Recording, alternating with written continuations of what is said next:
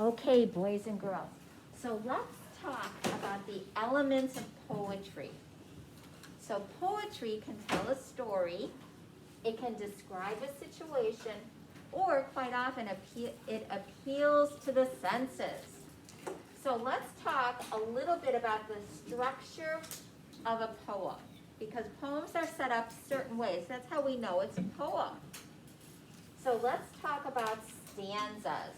Now we remember stanzas are the group of lines within a poem. Now, a stanza could be 2 lines. That's a short, or it could be longer. But the minimum amount of lines in a stanza is 2 lines. So you can have a 2-line stanza. It could be much longer, but the minimum amount of lines in a stanza is 2 lines. The other thing I want to talk to you about is rhyming words. Words with the same ending sounds at the end of lines or stanzas. So they could be at the end of a stanza. The words could rhyme at the end of the lines. They could be in either place, boys and girls. Now, the other thing that I want to talk to you about has to do with rhythm or rhyme scheme. Now, we have been practicing figuring out rhyme scheme. Can somebody tell me about rhyme scheme? What do we know about rhyme scheme? What did we learn about it, Ivy? It's an A-B pattern, or like it's like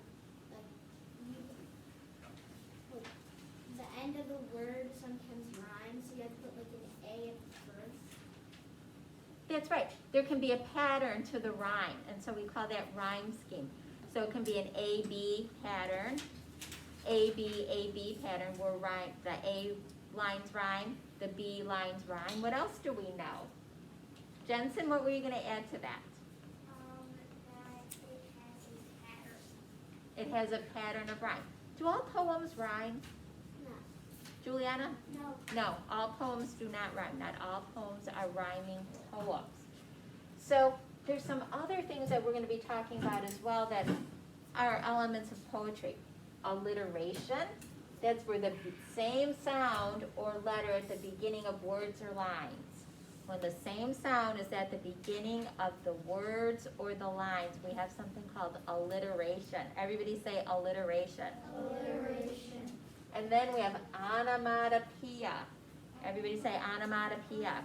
Onomatopoeia. Oh, onomatopoeia is so fun. That is a word that imitates the sound it represents. Words like buzz, or thump, or crash, or pop. Those are all examples of onomatopoeia. We're going to be discussing that as well. Those are all things that poets employ or use in their poems. So today we're going to be talking a little bit about the elements of poetry in our story, Dear Dragon, because there's poetry in our story of Dear Dragon. And here's what I want you to do. We are going to be talking about 2 specific pages. And we are going to be using this page, 190 and 191. So I want you to go to pages 190 and 191 in our story, which I might add is a fantasy story. Could somebody tell me, what do I mean when I say our story is a fantasy story? What does that mean exactly? Teddy, what is a fantasy story? It's a fiction. It's fiction. Well, that's right, but it's more than that. What makes it a fantasy story? Elisa? It's not real. It's not real. Could our story happen in real life? Could any of these things happen in real life? No. Nothing in the story could happen in real life. Oh, I went way past it.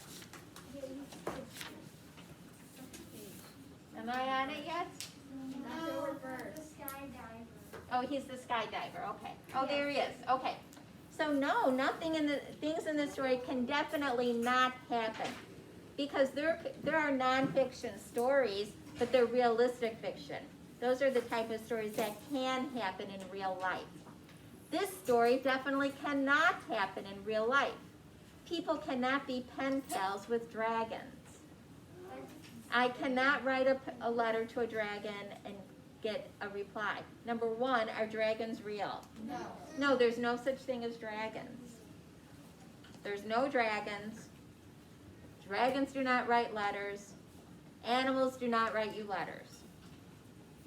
At least dragons don't write you letters. That's for sure. Regular animals are not writing you letters. Yes? Only if it's like a stuffed animal and you write it for them and then you put it by them. That is a different story altogether. So, but this story is definitely fantasy.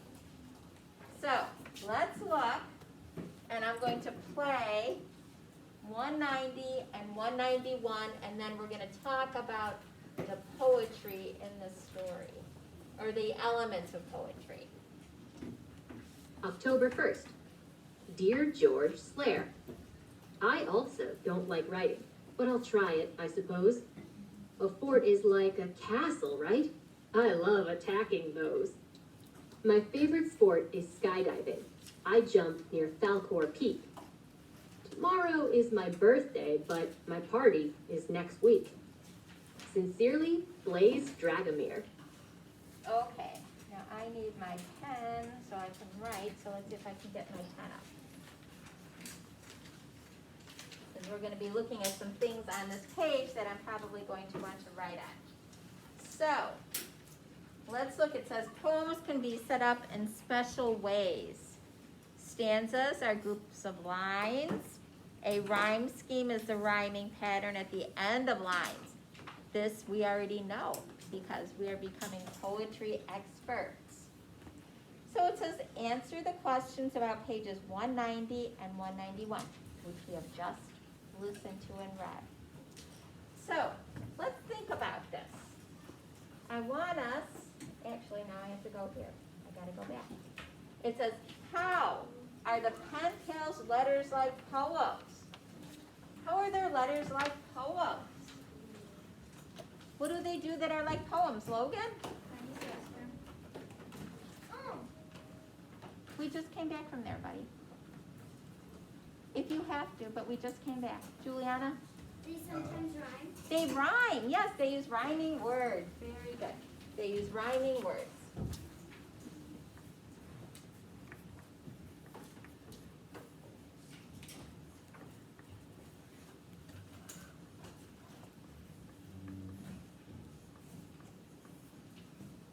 They use rhyming words.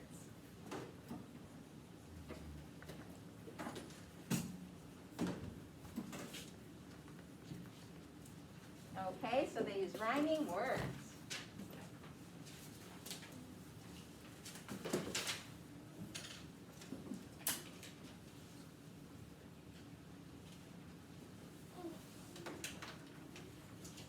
Now we have our second question. And it says, how are the parts of each letter like the parts of a poem? How are they like that?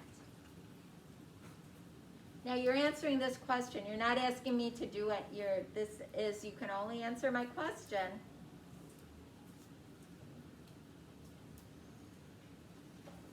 Yes, Avery?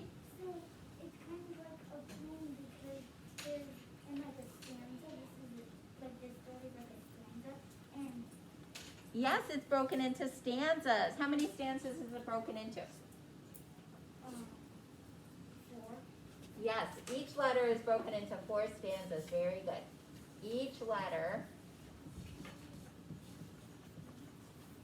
is broken into 4 stanzas. Very good.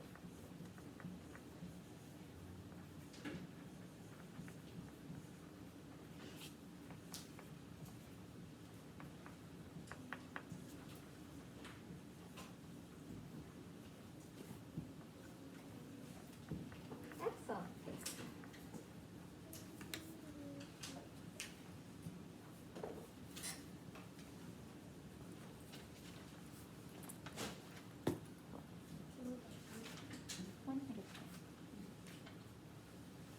Okay, so let's write that.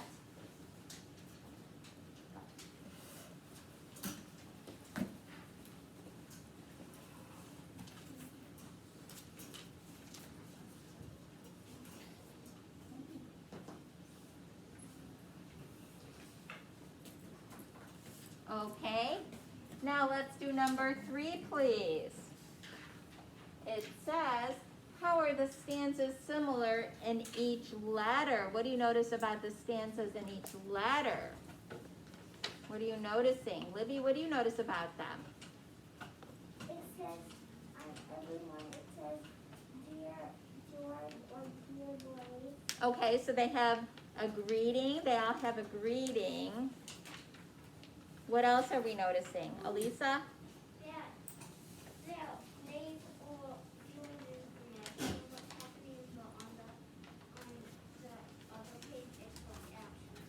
Yes, but I want to know more about the actual stanzas themselves.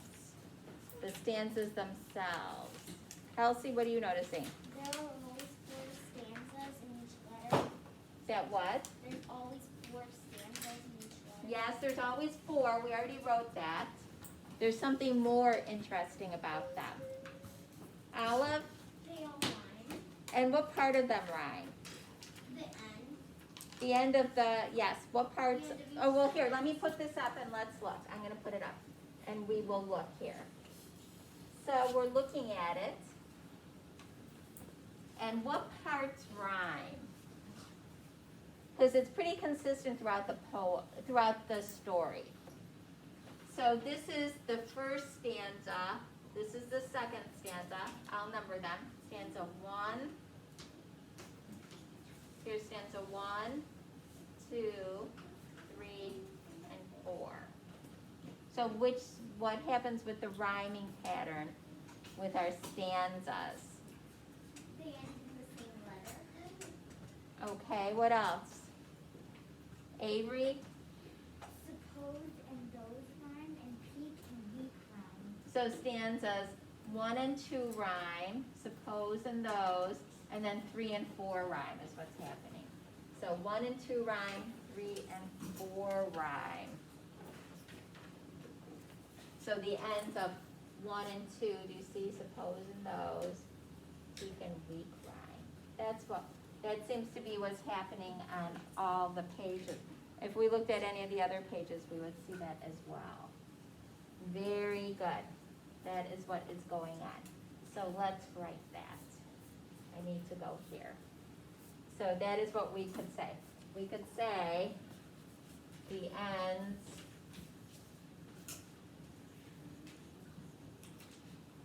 of stanzas 1 and 2 rhyme.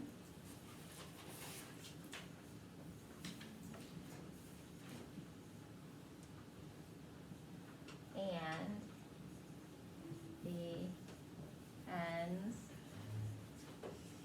of stanzas 3 and 4 rhyme.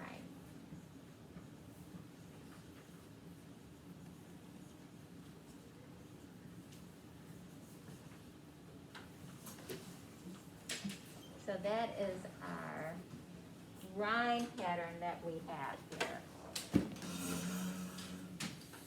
That is our pattern that we have with our rhyme scheme. That's the rhyme scheme pattern we have.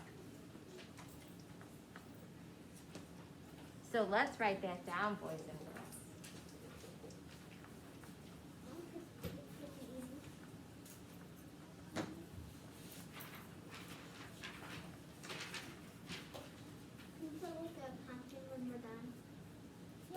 We could put a pumpkin on it when we're done.